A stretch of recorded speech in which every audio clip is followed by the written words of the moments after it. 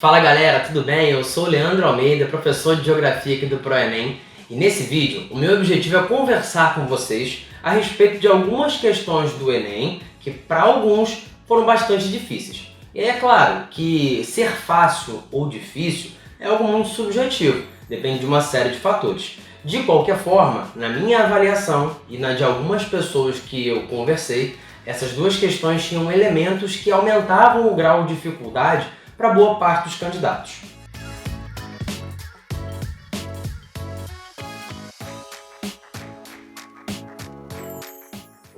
Uma delas falava sobre geologia e, como você sabe, caso tenha feito a prova, nesse ano houve 4 questões que falavam diretamente de geologia, o que não é tão comum. Mas dessas, 3 eram relativamente fáceis, uma quarta não. Era a questão que falava sobre o Vale da Grande Fenda e sobre os vulcões localizados na parte leste do território africano. O enunciado dizia que os aspectos físicos apresentados originam-se da atuação da força natural de...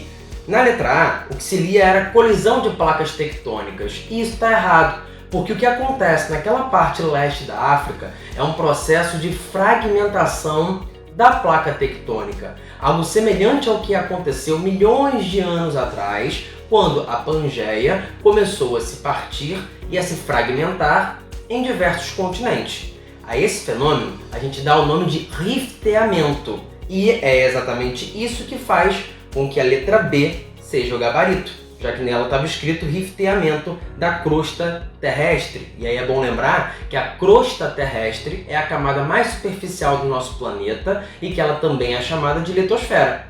A crosta é quebrada em vários pedaços aos quais a gente dá o nome de placas tectônicas. E é o movimento dessas placas tectônicas, o tectonismo, que é o grande responsável pela construção de muitas das formas de relevo que a gente conhece, como grandes montanhas, cordilheiras, a exemplo da Cordilheira dos Andes e da Cordilheira do Himalaia. Na letra C, lia-se subducção da plataforma oceânica. E isso está errado, porque a subducção acontece quando uma placa tectônica mergulha por baixo da outra.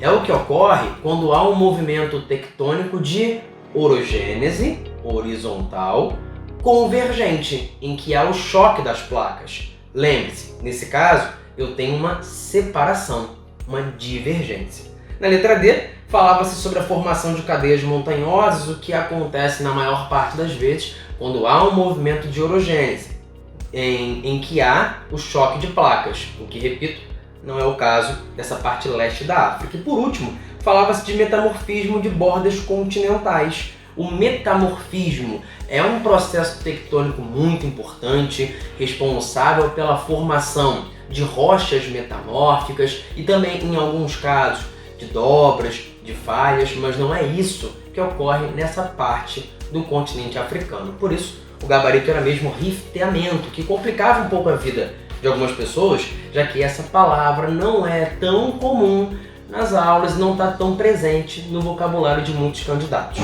A outra questão que eu considerei que apresentou um certo grau de dificuldade é uma que falava sobre a zona de pastoreio e cultura do algodão e cereais do Agreste, em 1963. Não é que a questão em si seja difícil. O problema é que ela trazia uma imagem que muitos interpretaram como se fosse uma espécie de mapa.